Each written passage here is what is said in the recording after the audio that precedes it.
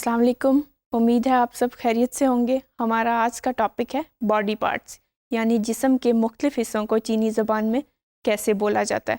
सबसे पहले मैं आपको बताऊंगी बॉडी पार्ट्स यानी कि जिस्म के हिस्सों को चीनी ज़बान में कैसे बोला जाएगा।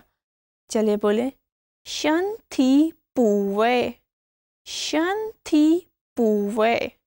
शन थी बॉडी जिस्म, पूवे पार्ट्स हिस्से। शन थी पूवे बॉडी पार्ट्स यानी जिस्म के मुख्तलिफ हिस्से। चलें अब सबसे पहले बालों की तरफ चलते हैं। सर के बाल को क्या कहा जाएगा? थोफा, थोफा यानी कि हेयर। जैसे हम उर्दू में तोहफा कहते हैं, लेकिन ये तोहफा नहीं है, थोफा है। आप उसको रिजेंबल कर सकते हैं, लेकिन ये थे की आवाज़ देगा। थोफा यानी कि हेयर। हेड, थो, थो, थो हेड को कहा जाता है।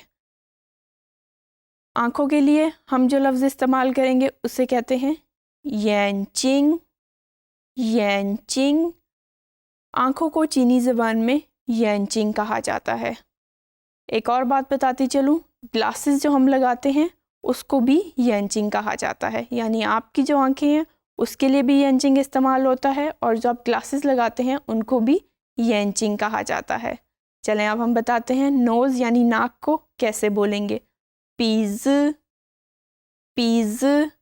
इंग्लिश ज़बान में हम एक लफ्ज़ बोलते हैं पीस यानी कि टुकड़ा, और अमन के लिए भी बोला जाता है, लेकिन वो पीस होता है। आपने इसको पीज़ बोलना है, यानी कि जे की आवाज़ देगा। पीज़, पीज़। या तीत यानी दांत को कहा जाता है। ये तो आपको वैसे भी याद होगा, उर्दू ज़बान में हम या का इस्तेमाल बहुत करते हैं, यानी मुझे ये पसंद है या वो वाली चीज़ पसंद है। या ऑप्शन के लिए यूज़ होता है, लेकिन चीनी ज़बान में या तीत के लिए यूज़ होगा।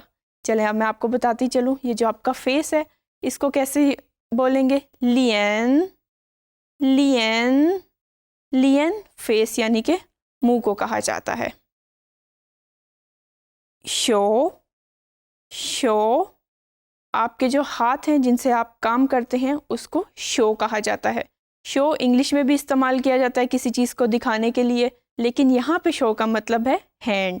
शो, शो, हैंड। थुई, थुई, थे से हमने टी की आवाज़ को थे से रिजेंबल करना है। थुई यानी कि लेग। ये टांग को थुई कहा जाता है। चलें अब मैं आपको बताती हूँ कानों के लिए क्या लफ्ज़ इस्तेमाल करेंगे। अर्तुआ, अर्तुआ, अर्तुआ ईयर को कहा जाता है। यानी कि दो, ये टू के लिए भी इस्तेमाल किया जाता है। हमारे कान दो होते हैं, इसलिए चीनी ज़बान में कानों को अर्तुआ कहा जाता है।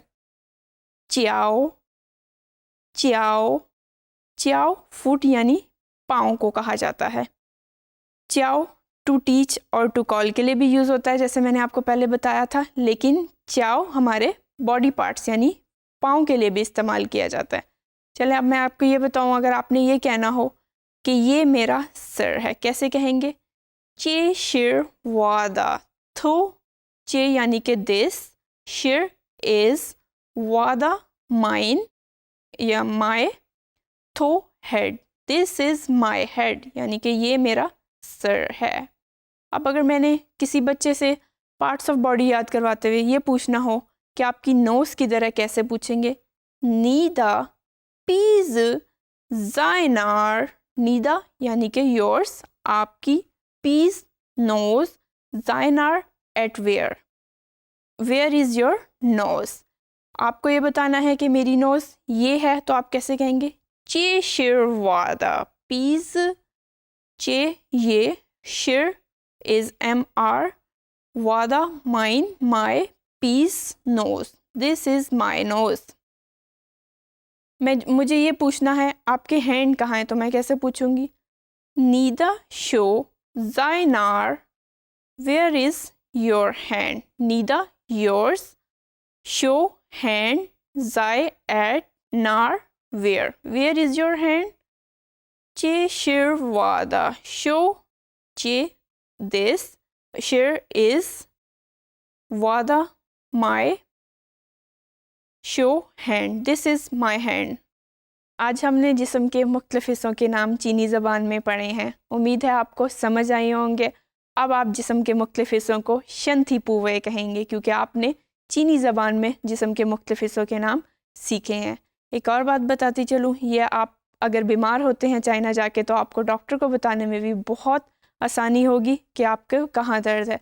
फ़र्ज़ करें अगर आपके सर में दर्द है तो आप डॉक्टर को कैसे बताएंगे, चलें मैं बताती हूँ। वा यो थो थंग वा आई यो हैव थो थंग हेडेक, आई हैव हेडेक यानी कि मेरे सर में दर्द है। अगर आपके जिस्म के किसी दूसरे हिस्से में भी दर्द है तो आप इजीली बता सकते हैं क्योंकि आपको जिस्म के मुख्तलिफ़ हिस्सों के नाम आ चुके हैं।